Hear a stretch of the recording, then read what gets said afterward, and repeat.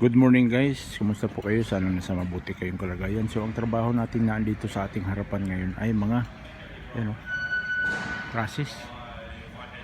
Ito yung bubong ng mga switch room na wewieldingin na lang. So ayan siya. So shout out sa lahat natin mga kababayan around the world, Luzon, Visayas, Mindanao, all OFWs. Yan, maraming salamat po sa mga nag-share, nag-follow sa ating mga videos. Maraming salamat po. At doon sa mga nag-apply pa Australia, follow up nyo lang.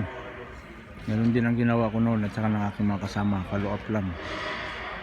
Hindi lang kayo nag-iisang agency dyan, maraming agency. Pasahan nyo lahat para kung sino yung mauna, yun ang puntahan nyo. At kung sakali doon kayo pala rin, di okay. Ganun din yung ginawa namin. Yan pa yun yung mga patungan ng yan, ng mga switch room.